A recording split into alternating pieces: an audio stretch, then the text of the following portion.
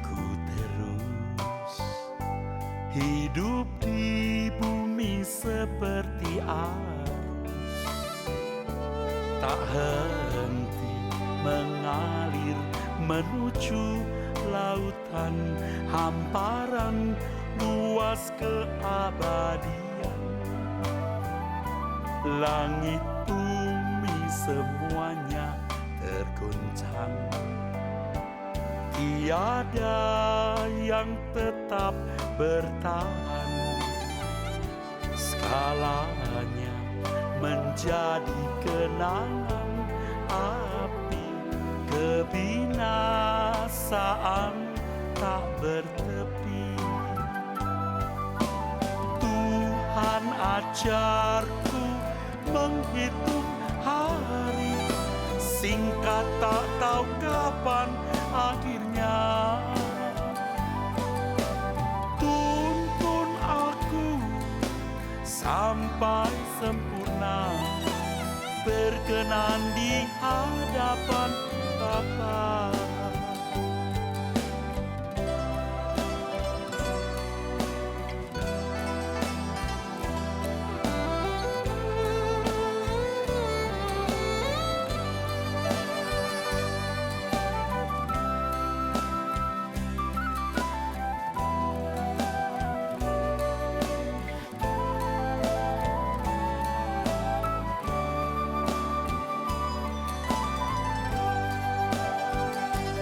Langit bumi semuanya tergoncang, tiada yang tetap bertahan. Segalanya menjadi kenangan api, kebinasaan tak bertepi. Tuhan ajarku menghitung hari, singkat tak tahu kapan akhirnya. Tuntun aku sampai sempurna, berkenan di hadapan Bapa. Tuhan ajarku menghitung hari, singkat tak tahu kapan akhirnya. Tuntun aku sampai sempurna, berkenan di hadapan Bapa. Tuntun aku sampai sempurna, berkenan di hadapan Bapa. Berkenan di hadapan Bapa.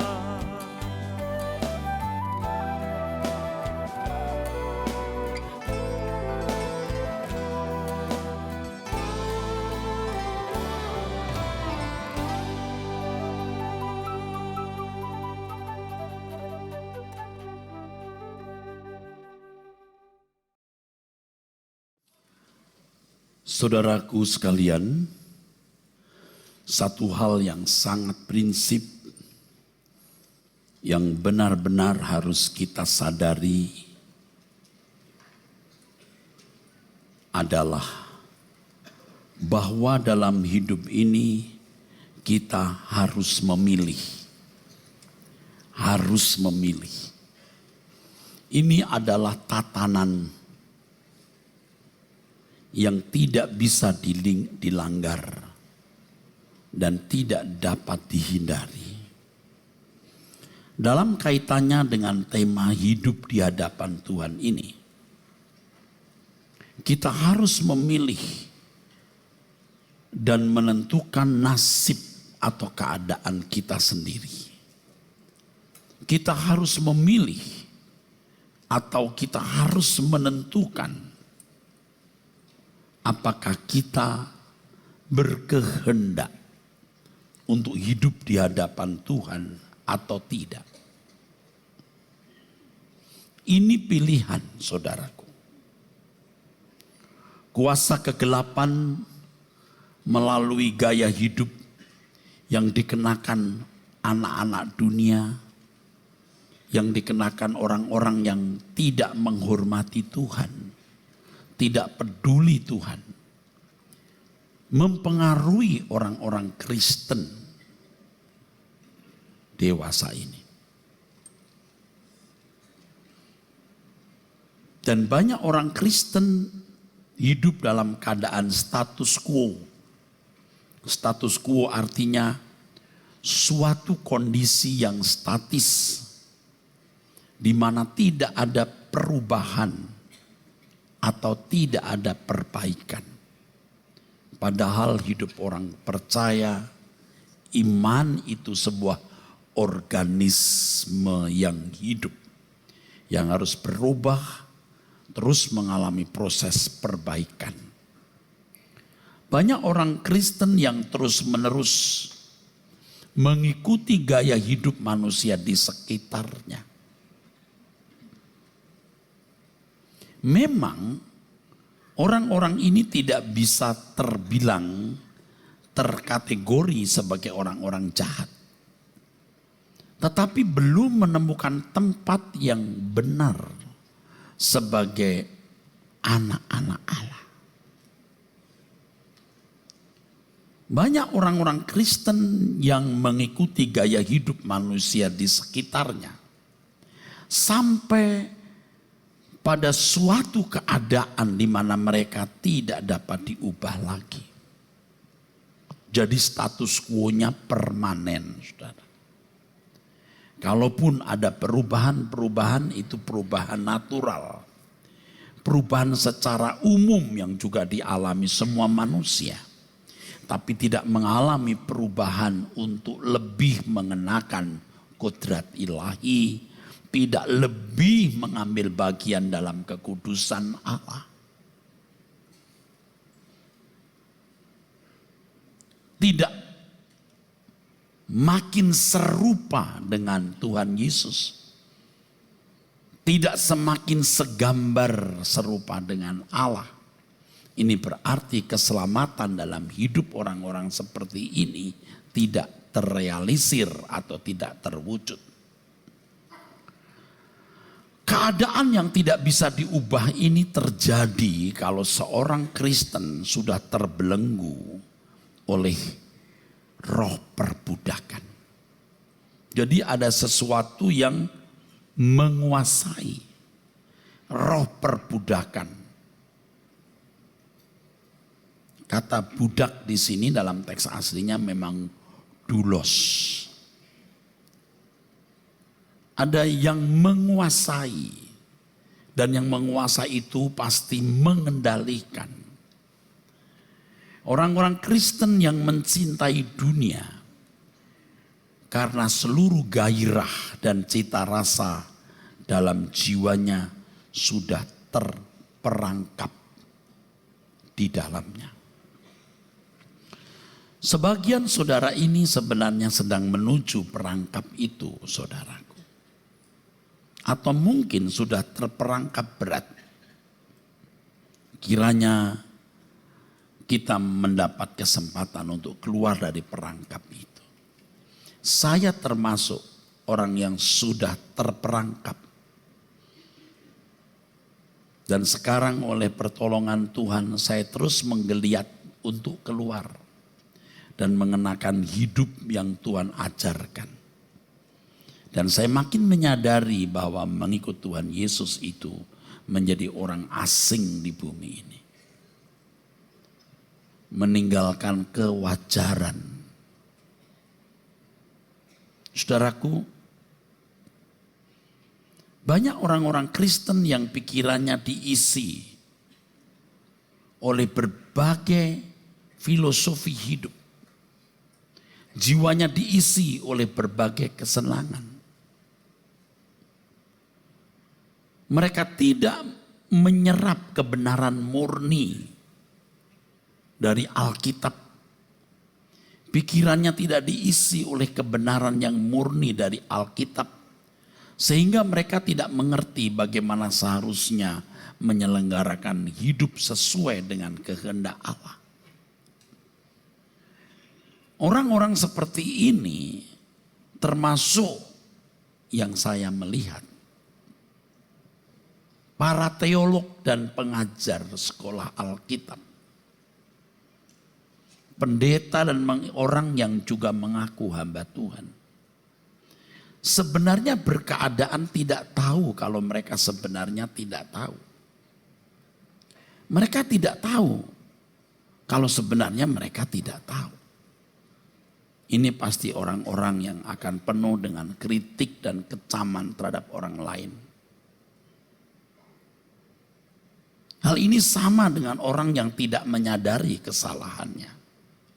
Walaupun mereka ke gereja, bahkan mengambil bagian dalam kegiatan pelayanan, tetapi mereka tidak tahu kalau sebenarnya mereka menjalani hidup yang kurang tepat, meleset. Hidup di hadapan Tuhan itu adalah pilihan. Dan ini bukan satu kali memilih. Jangan berpikir saya pernah memilih mengikuti Yesus.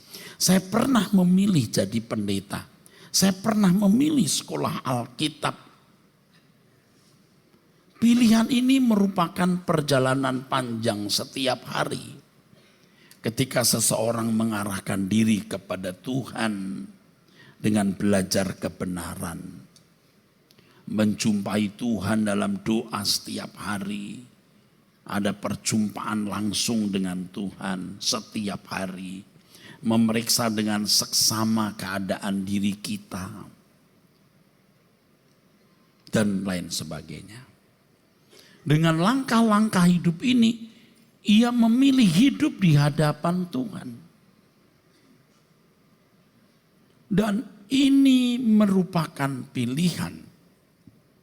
Langkah yang tidak pernah berhenti sampai kita menutup mata. Memang sebagaimana seseorang sampai titik tertentu tidak bisa balik kepada Tuhan.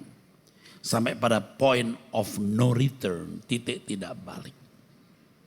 Karena terperangkap dalam percintaan dunia, terbelenggu. Dia terkondisi dengan gairah hidup duniawinya. Ya. Memang tidak menjadi jahat. Mereka masih bisa ke gereja, bisa mengambil bagian dalam pelayanan, bahkan menjadi pendeta. Tetapi sudah menjadi buta terhadap kebenaran. Oh, dia bisa juga merasa diri mengerti. Tetapi dia tidak pernah bisa mengenakan dan tidak akan pernah bisa bertumbuh secara benar di hadapan Tuhan. Tetapi juga ada titik tidak balik bagi orang-orang yang mengikut Tuhan Yesus ketika memilih dari hari ke hari. Nonton TV atau doa. Pergi ke gereja atau jalan-jalan ke mall. Dan seterusnya. Itu pilihan. Dan dunia yang jahat kita, dunia kita yang jahat hari ini dunia kita ini jahat hari ini, dunia yang jahat hari ini. Harus kita antisipasi dengan pilihan-pilihan yang konstan.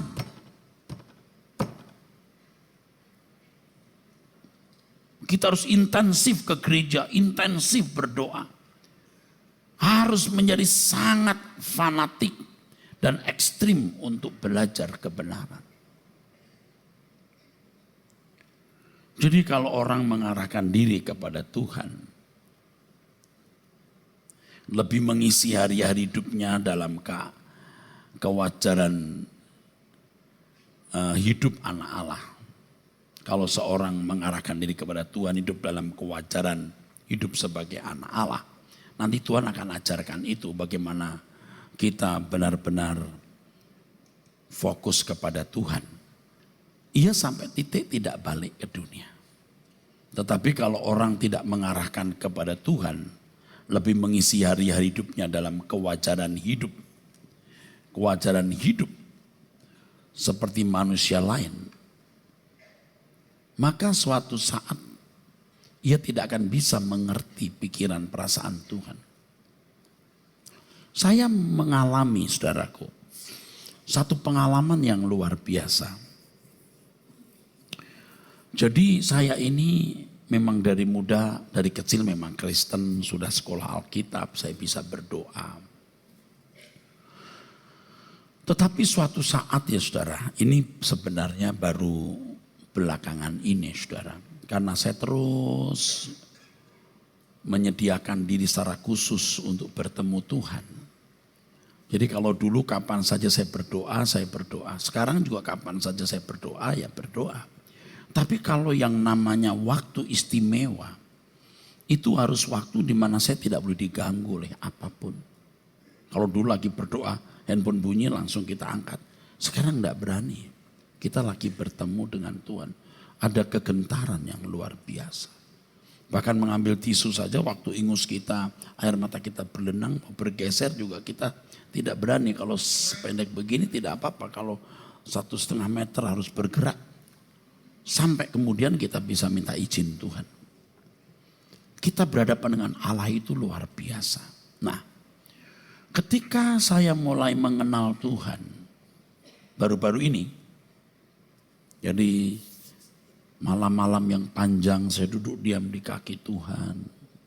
Seakan-akan Tuhan tidak ada, saya terus duduk diam. Makanya saya bisa karang lagu, walau tak pernah kulihat wajahmu itu ya. Walau aku tidak pernah meraba tanganmu, aku percaya engkau ada. Sampai titik tertentu, nah ini yang saya mau beritahu. Tuhan itu begitu nyata hadir. Dan ternyata Tuhan yang kuhadapi tidak seperti Tuhan yang kubayangkan sebelumnya. Saya merasa bahwa yang ini tidak bisa kulukiskan dalam buku. Yang ini tidak bisa kukatakan dengan perkataan.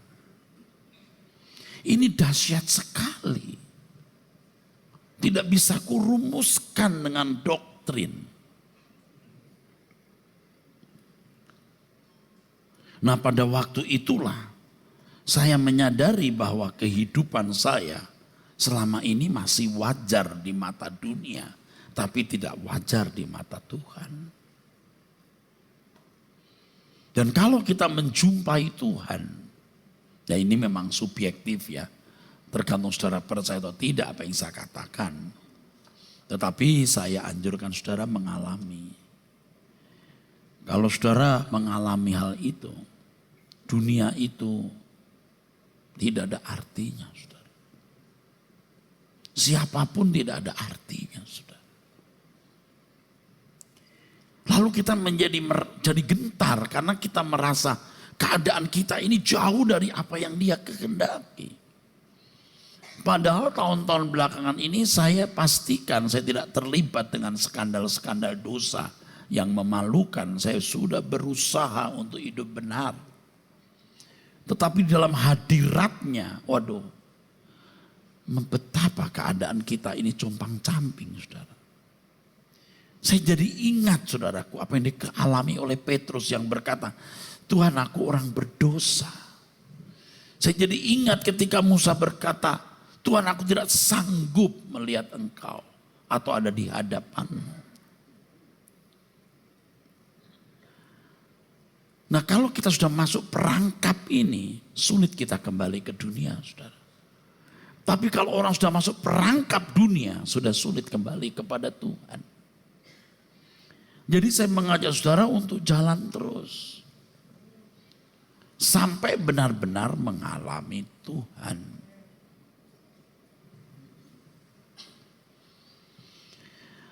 Jadi bukan Tuhan dalam fantasi, bukan Tuhan dalam teori.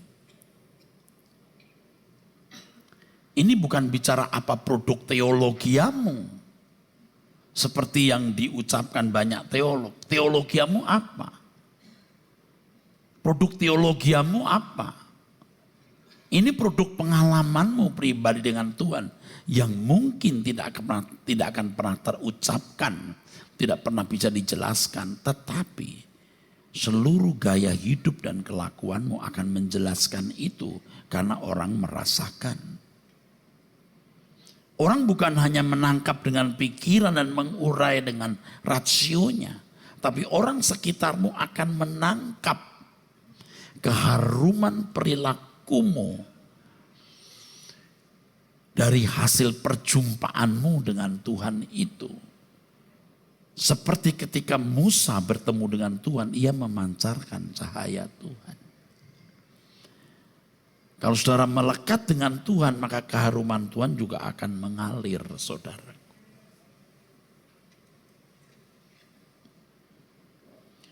Hidup di hadapan Tuhan artinya menjalani hidup secara benar dalam hubungan dengan Tuhan. Rahasia hidup di hadapan Tuhan artinya, kalau tema kita itu rahasia hidup di hadapan Tuhan artinya, bagaimana menjalani hidup secara benar dalam hubungan dengan Tuhan. Sebelum saya menyampaikan seminar ini, tentu minggu-minggu sebelumnya Tuhan mempersiapkan saya. Sesuai dengan yang saya doakan, saya berdoa persiapkan aku Tuhan untuk menyampaikan tema ini. Dan ini yang saya peroleh, saudara.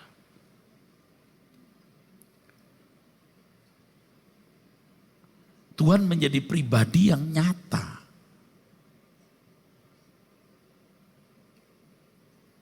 Kita mempertimbangkan keadaanku ini benar belum di hadapan Tuhan. Dia mengenal aku tidak nanti. Saya sebut rahasia dalam bahasan ini sebab banyak orang tidak tahu bagaimana menjalani hidup secara benar sesuai dengan kehendak Tuhan. Dan mereka juga memang tidak mau tahu. Sebagian yang lain telah meleset. Kalau saya tidak katakan sesat atau salah, meleset dalam menjalani hidup. Tetapi merasa sedang menjalani hidup secara benar di hadapan Tuhan. Merasa sudah menjalani hidup secara benar.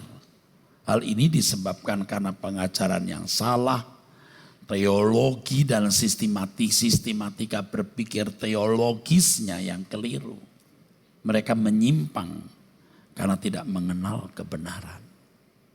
Nah, Bapak Ibu, saya harap dengan nurani mengikuti bahasan ini dan bisa diubahkan. Sebab di dalam hati banyak orang pasti ada pertanyaan bagaimana menjalani hidup yang terbaik itu. Yang miskin berpikir kalau banyak uang itu hidup yang terbaik. Yang kaya, yang sudah banyak uang berpikir kalau populer, kalau terhormat, itu hidup yang terbaik dan seterusnya. Dan suku-suku bangsa-bangsa di dunia ini juga mereka mencoba mencari kekuatan di atas segala kekuatan. Artinya ilah, Allah, dewa atau Tuhan sesembahan. Yang berharap dengan pertemuan dengan yang dianggap kekuatan di atas segala kekuatan itu mereka menemukan hidup yang terbaik. Dengan segala cara bangsa-bangsa dan suku-suku bangsa berusaha menemukan pribadi atau sosok yang bisa menuntun mereka bagaimana menyelenggarakan hidup yang terbaik. Sangat disayangkan mereka tidak menemukan Allah yang benar. Sebab Allah yang benar hanya Allah yang ditulis dalam Alkitab Perjanjian Lama, Elohim Yahweh, Allah Israel. Satu-satunya Allah yang benar yang mengutus Tuhan kita Yesus Kristus. Kita bersyukur kita memiliki kesempatan yang luar biasa. Nanti di kekekalan Bapak Ibu bisa membuktikan bahwa kesempatan mengenal Allah yang benar ini sebagai umat pilihan lebih berharga dari seluruh harta dunia ini kalau dikumpulkan. Jadi kalau saudara mengerti ini, saudara tidak peduli kalaupun tidak menikah, tidak punya anak, tidak terhormat, cacat, atau apapun keadaanmu. Di dalam bahasan kita nanti ada satu penjelasan di mana seorang yang hidup di hadapan Tuhan itu tidak akan pernah memberontak. Tidak akan marah ketika mengalami suatu keadaan yang menurut dia menyakiti, melukai dan merugikan. Orang yang masih merasa tersakiti oleh keadaan yang terjadi, ia tidak bisa hidup di hadapan Tuhan. Dia kurang ajar. Dia merasa Tuhan itu bodoh. Ia tidak bisa hidup di hadapan Tuhan. Kalau dulu kita anggap itu biasa. Tapi saya beritahu kepada saudara, jangan sombong. Saudara bukan siapa-siapa. Nah, itu nanti ada bahasan khusus mengenai hal ini. Sesungguhnya hidup secara benar di hadapan Tuhan atau hidup di hadapan Tuhan itu hal terpenting, saudara. Lebih dari harta, status, lebih dari keluarga dan nyawa kita sendiri. Mestinya ini satu-satunya yang kita gumuli dan menjadi satu-satunya agenda hidup kita. Tidak boleh ada agenda lain dalam hidup ini selain menemukan bagaimana menjalani hidup yang benar di hadapan Tuhan. Kalau di masa lalu kita telah menjalani hidup dalam kewajaran dengan segala agenda seperti manusia lain, sekarang harus mulai berubah secara revolusioner. Mengingat waktunya semakin singkat. Mengingat dunia bisa berakhir setiap saat. Paling tidak di tengah dunia yang makin tidak menjanjikan ini, saudaraku. Jadi mendengar kebenaran di dalam seminar ini, itu nilainya bukan 2-3 miliar, bukan berlebihan. Kalau saudara menghargai dan mengenakannya, kebenaran-kebenaran ini melebihi seluruh kekayaan dunia. Karena ini kebenaran Tuhan. Satu ketetapan yang tidak boleh dilanggar, saudaraku. Bahwa manusia diciptakan untuk penciptanya. Saya kadang-kadang agak heran, saudaraku. Tapi saya tidak berani memberontak. Ini kan manusia yang juga lemah, cacat ya. Tuhan itu kok kadang-kadang sulit ditemui. Lah saya serius mau tanya, Tuhan kok ciptakan aku untuk apa? Apa yang harus kulakukan loh? Serius loh nanyanya. Itu pun Tuhan tidak gampang menjawab. Saya harus mencari lewat doa, baca Alkitab, lewat pengalaman hari ke hari jatuh bangun. Kenapa ya nggak gampang ya? Ternyata jawabnya adalah ketekunan.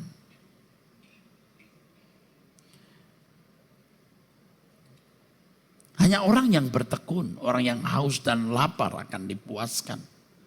Nah, seberapa hausnya, seberapa laparnya, itu kan harus standar Tuhan, bukan standar kita. Mengasihi Tuhan dengan segenap hati, jiwa, akal budi. Seberapa ukuran segenap itu harus Tuhan. Nah, kita diciptakan untuk Dia. Kita harus setuju dulu, katakan amin. Diciptakan untuk pencipta kita. Artinya kita harus menjalani hidup sesuai dengan pola, cara atau kehendak pencipta.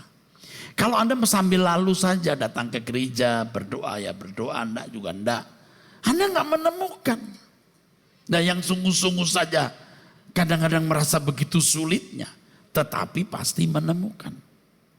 Nah kejatuhan manusia ke dalam dosa itu membuat manusia telah kehilangan kemuliaan Allah. Artinya manusia tidak mampu mencapai bagaimana kehidupan yang ideal seperti yang dikehendaki oleh penciptanya. Nah kedatangan Tuhan Yesus sebagai juru selamat itu bukan hanya mengampuni dosa kita, menebus dosa kita, lalu kita boleh menjalani hidup seperti orang lain menjalaninya dan mati nanti masuk surga karena Tuhan sudah memikul hukuman dosa kita. Tetapi Tuhan mau menempatkan kita, artinya Tuhan mau menuntun kita, memuridkan kita agar kita bisa menempatkan diri kita benar, ideal di hadapan Allah. Kalau dikatakan Yesus sebagai jalan keselamatan, Ia membuka jalan yang pertama, penebusan, menempatkan kita di hadapan Allah. Saya itu bisa mengerti saudaraku dan luar biasa ketika Bapa seakan-akan menutup mata, memeluk kita orang-orang yang berantakan ini. Seperti seorang bangsawan yang agung memeluk gembel di pinggir jalan dengan bau, ya, busuk, peluk. Karena Karena telah dibayar hutang dosa kita. Aduh, itu luar biasa Bapak mau mengaku sini anak-anakku. Tapi kita harus berubah. Jangan busuk lagi, kuduslah kamu sebab aku kudus.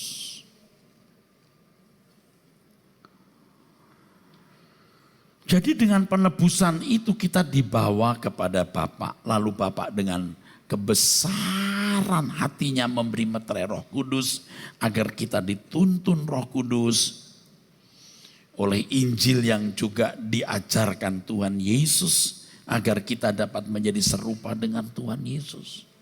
Nah, ini tidak disampaikan dengan jelas oleh gereja. Kalau kita ditebus dan kepada kita diajarkan bagaimana menjalani hidup sesuai dengan kehendak Tuhan. Tapi kita menolak. Ini berarti memberontak. Ini sama dengan menolak keselamatan.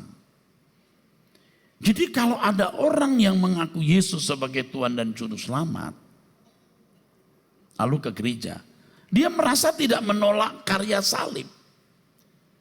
Kalau kita membaca Filipi 4 ayat 17 sampai 19, ada orang-orang yang hidup sebagai seteru salib Kristus. Ini konteksnya hidup jemaat loh, bukan orang kafir.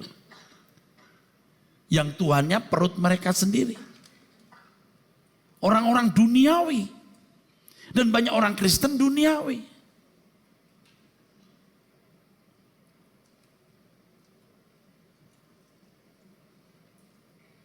Tidak heran mereka mudah pindah agama. Lalu dikatakan pindah agama, berganti iman.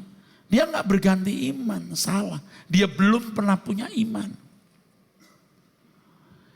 Memang dari dulu dia belum punya iman, dia Kristen tapi nggak punya iman Kristiani. Itu iman agama Kristen yang bukan iman menurut Alkitab. Ia pindah agama boleh, tapi dia tidak berpindah iman, dia nggak pernah punya iman. Dia berganti imannya, dia nggak pernah punya iman. Orang-orang Kristen yang merasa sudah menjalani hidup kekristenannya, padahal mereka seteru salib Kristus. Seteru salib Kristus artinya bertentangan dengan maksud salib itu diadakan. Maksud salib itu diadakan apa? Serupa dengan Tuhan dalam penderitaan. Meninggalkan dunia dengan segala kesenangan. Kan begitu saudara. Nah ini hidup wajar seperti manusia lain kok. Bisa loh. Ngaku punya iman. Inilah faktanya. Banyak orang Kristen yang duniawi yang oleh karenanya Paulus menangisi mereka. Mereka adalah orang-orang yang tidak melakukan kehendak Bapa. Nah maksud Tuhan Yesus datang ke dunia menyelamatkan manusia itu kan merubah gaya hidupnya secara signifikan, radikal.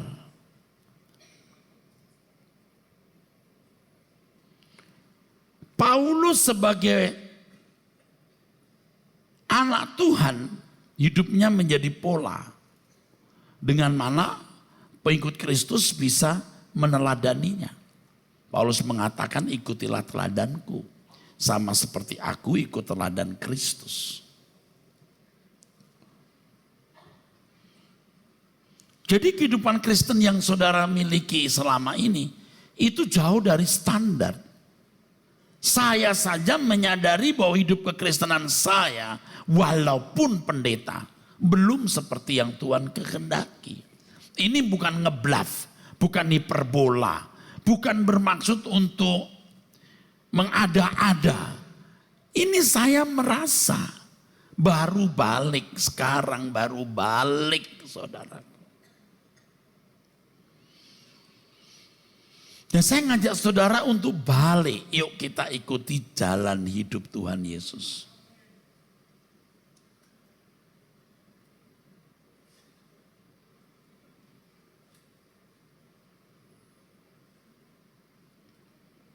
Ada satu kalimat dalam lagu yang saya tulis. Ku akhiri jalan hidupku untuk mengikut Yesus Tuhanku. Ku hidup hanya melakukan rencanamu Tuhan. Jadi ketika kita menyerahkan diri, kita hanya mau menggenapi rencana Tuhan, melakukan kehendaknya. Jadi yang lain menjadi tidak berarti. Apakah itu status, apakah itu karir, apakah itu keluarga, apapun. Dan kalau kita punya karir, keluarga, itu pun kita gunakan untuk mengabdi kepada Tuhan. Jadi kalau kita diberi kesempatan untuk mengenal Allah yang benar, Allah Abraham, Ishak dan Yakub, Elohim Yahweh, kita mengenal satu-satunya diutus yaitu Tuhan Yesus Kristus dan mendengar Injil. Kita harus berjuang untuk meraih sebanyak-banyaknya apa yang disediakan bagi kita. Supaya kita bisa menempatkan diri kita setepat-tepatnya. Orang yang ditentukan menjadi umat pilihan, kita ini ditentukan. Mendengar Injil, mengenal Allah yang benar, Yesus Kristus yang diutus dan menerima Roh Kudus. Kita diberi kesempatan untuk hidup di hadapan Tuhan dengan kualitas yang tinggi. Ini harta surgawi. Ini harta kekal, saudara.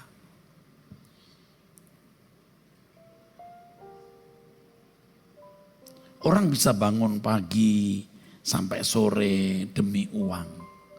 Orang bisa jaga toko, tidak senyum tetap senyum demi dagangannya laku. Atau apapun dia dilakukan, apapun dia bisa lakukan demi uang. Kenapa untuk Tuhan kita tidak melakukan lebih dari itu, saudara? Kenapa?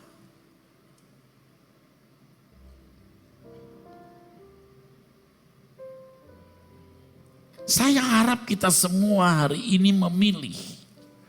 Jangan hanya ikut seminar, mendengar, lalu setuju seminarnya bagus. Tetapi saudara harus memilih. Karena ini tidak bisa saudara hindari. Dan pilihan ini saudaraku bukan hanya satu langkah. Tapi langkah-langkah panjang setiap hari. Tetapi dimulai hari ini. Seberapa kita punya keteguhan tergantung diri kita. Jangan lagi berdoa, Tuhan kuatkan hatiku untuk memilih Engkau. Nah saudara, bodoh tidak mengerti tatanan Tuhan. Kalaupun berdoa seperti itu, tidak salah. Tetapi saudara sendiri harus serius untuk menguatkan diri, meneguhkan hati, memilih Tuhan. Kepada Yosua Tuhan berkata, jangan menyimpang ke kanan dan ke kiri, teguhkan hatimu. Bukan Tuhan yang meneguhkan, kamu meneguhkan hatimu sendiri. Jadi sekarang ini, sementara saudara ikuti seminar, mendengar firman Tuhan ini, saudara harus terus berbicara kepada diri sendiri, aku mau, aku memilih Tuhan. Kalau saudara tidak memilih dengan segera, saudara kan kehilangan kesempatan ini selama-lamanya. Aduh, itu mengerikan, saudara. Keadaan yang sangat mengerikan ketika saudara tidak memilih Tuhan. Mengerikan. Untuk itu saya bagikan satu kebenaran dari pengalaman pribadi. Jangan membayangkan kematian saudara itu nanti. Kalau sekarang umurmu 30 itu 40, 50 tahun lagi. Kalau sekarang umur saudara 50 itu nanti 20, 30 tahun lagi. Kalau umurmu 60 tahun itu 10 tahun, 20 tahun lagi. Anda tahu nggak orang yang begini? Sudah umur 80 pun nggak mikir bahwa dia akan mati. Dia tidak berani berkata masih 20-30 tahun. Setahun 2 tahun lagi, tapi dia gak berani bicara. Karena dia sudah terbiasa dengan hidup tanpa menghargai waktu. Kalau orang punya uang banyak, lalu uangnya habis tinggal sedikit, dia bisa hemat. Tapi kalau waktu, sudah terbiasa boros waktu, biar mau mati pun tetap boros. Artinya tidak mengisi hari hidupnya untuk Tuhan. Karena irama hidupnya sudah tidak mampu dipakai untuk itu. Kalau uang, Anda punya uang 2 triliun, sekarang tinggal 2 juta. Ini berhubungan dengan orang lain. Tetapi ini berhubungan dengan Tuhan yang tidak kelihatan dan kita sendiri. Jadi sembrono. Nah ini dia. Jangan sampai begitu, saudara. Jadi ini kebenaran yang saya mau bagikan dari pengalaman pribadi. Saya berpikir bahwa kematian saya itu sudah dekat. Dan ini sering saya ulang-ulang. Ini hari terakhir, today my last day, hari ini hari terakhir kok. Kalau dulu saya naik pesawat goyang-goyang ada takutnya. Makin hari bukan kita tidak mau takut, kita nggak bisa takut. Mau takut nggak bisa, ya udah mati, aku ketemu Tuhan. Makanya tiap hari harus membereskan setiap kesalahan. Dan yang luar biasa kalau saudara betul-betul memikirkan hal itu, khawatir kita makin kecil. Kan saya juga punya khawatir seperti saudara. Duh uang tinggal segini gimana ya nanti ya. Lalu ada suara, memangnya kamu masih hidup besok? Oh iya juga ya. Loh, ini benar, saya dengar suara itu. Kita jadi begitu murah terhadap orang untuk menolong, walaupun kita sendiri gak punya. Kita begitu takut untuk berbuat salah. Kita memaksimalkan potensi untuk melayani Tuhan. Bukan teori.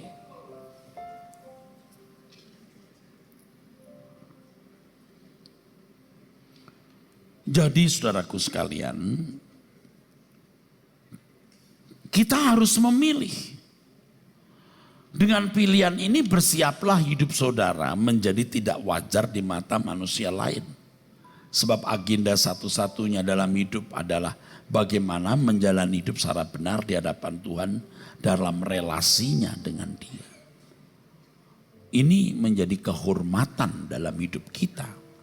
Kehormatan untuk boleh hidup di hadapan Tuhan. Saudara pikir Tuhan yang butuh kita? Enggak. Tuhan mencintai kita, Tuhan menghendaki kita menjadi kekasih Tuhan yang mengatakan you are my everything. Kau segalanya bagiku. Seperti Tuhan merancang hubungan pria wanita, begitu indah. Tuhan pun merancang hubungan antara dirinya dengan kita, begitu indah. Dan temukan tempat ini. 70-80 tahun umur hidup kita hanya untuk menemukan tempat ini. Dan kalau kita tidak serius mulai sekarang memilih, kita tidak akan pernah memilih Tuhan. Jangan berpikir, oh saya sudah memilih Tuhan 20 tahun yang lalu, 10 tahun yang lalu. Memilih Tuhan itu setiap hari. Sampai kita mengalami apa yang dikatakan Tuhan Yesus. Bapa engkau dalam aku dalam engkau, mereka dalam kita.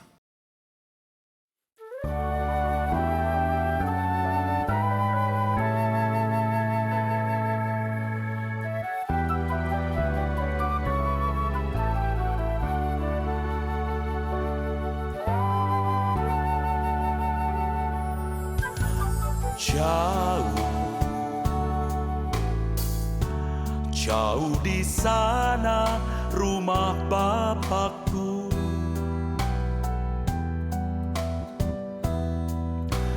indah di belakang langit biru.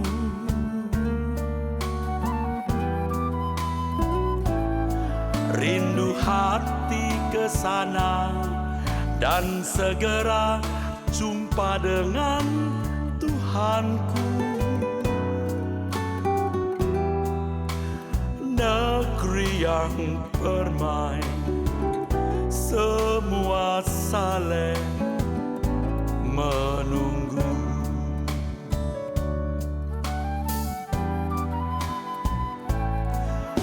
Jauh, jauh di sana rumah Bapakku.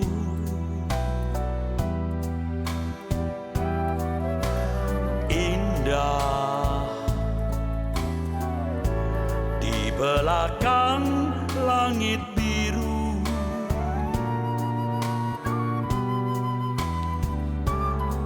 Rindu hati ke sana dan segera jumpa dengan Tuhanku.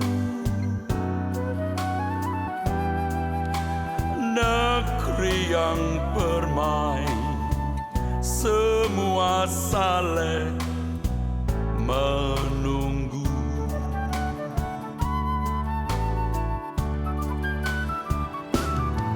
Tiada yang ku nanti lagi, apapun di bumi ini.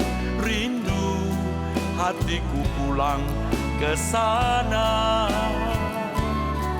Di sisa hari-hariku berbuah-buah bagimu, tanda cinta dan kerinduanku.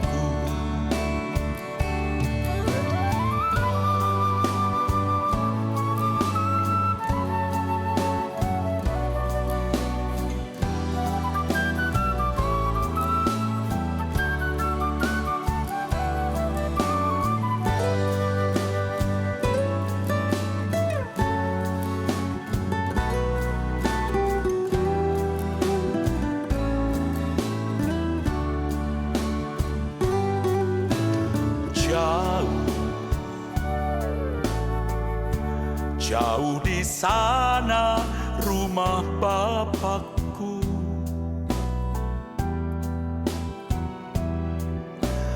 Indah di belakang langit biru.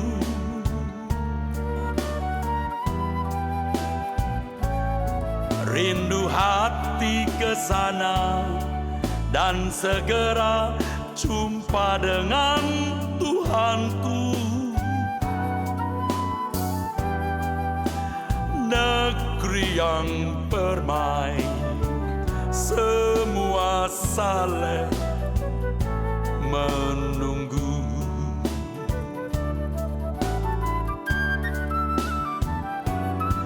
Tiada yang ku nanti lagi, apapun di bumi ini. Rindu hatiku pulang ke sana.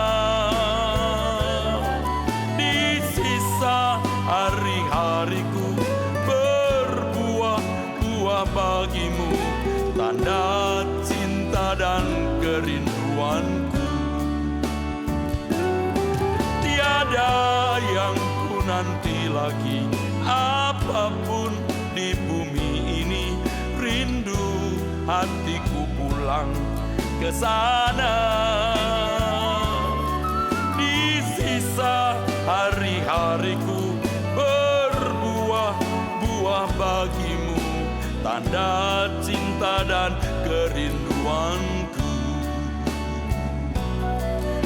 Tanda cinta dan kerinduanku.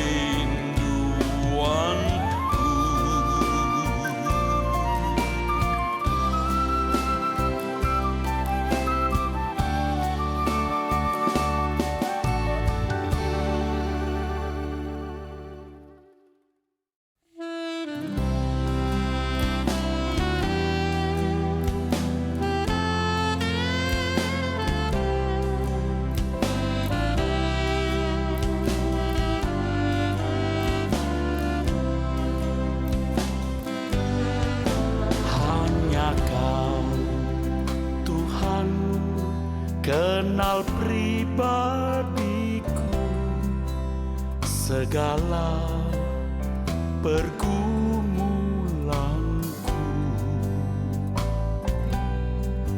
Dalam lemah lembah kelam, rimba raya dunia, Kau menyertai dengan setia. Takkan ku lupa kebaikan-Mu yang telah Kau berikan padaku. Segenap hidupku hanyalah bagi-Mu, semua yang ada padaku hanya Kau, Tuhan, tetap setia mengantarku ke rumah Bapa.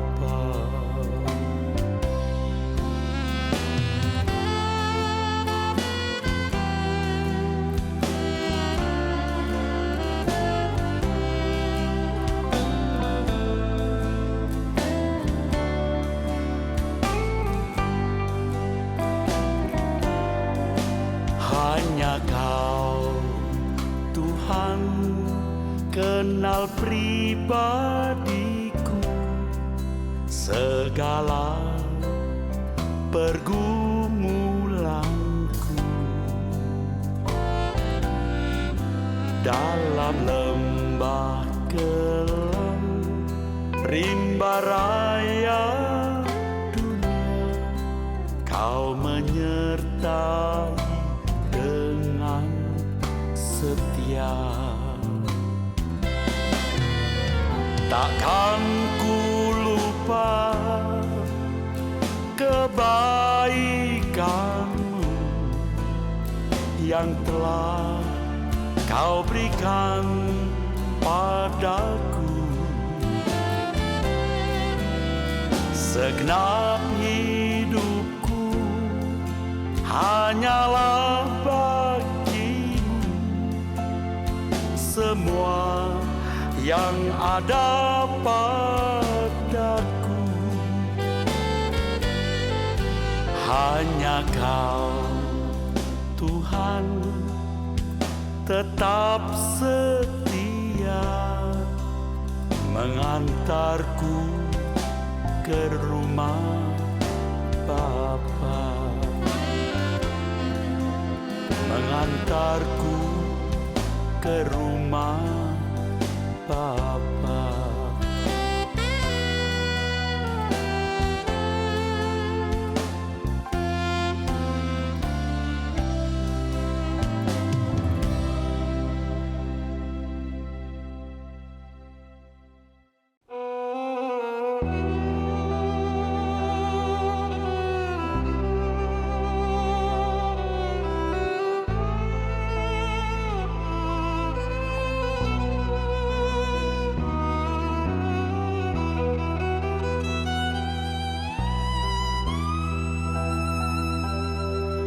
Wahai, di mana kerinduanku, ku kan dapat memandang wajah-Mu. Karena salahku, ku lukai hati-Mu, tak lagi ku rasakan hadir-Mu. Telah buka jendela jiwaku untuk banyak kekasih yang lain. Ku tidak setia, ku khianati cinta-Mu. Betapa kejam perasaanku. Kini sadari kesalahanku, ku mau pulang kembali. Lama ku tak setia, Engkau tetap setia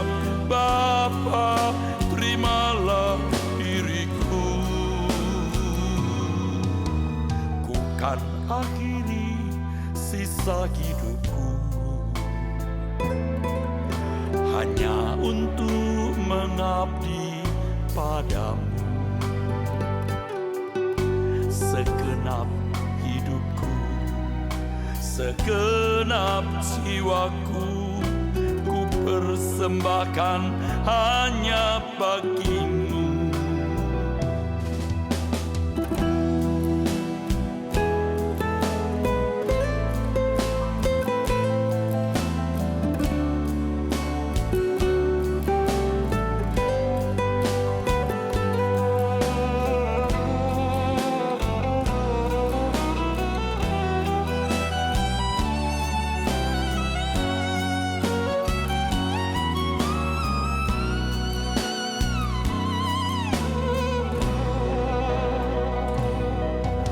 Telah kubuka jendela jiwaku untuk banyak kekasih yang lain. Ku tidak setia, ku khianati cintamu. Betapa kejam perasaanku. Kini sadari kesalahanku, ku mau pulang kembali. Lama ku tak setia, Engkau tetap setia. Bapa, terimalah diriku.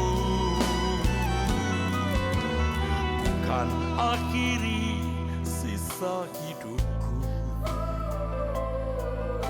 hanya untuk mengabdi padamu. Segenap hidupku, segenap jiwaku, ku persembahkan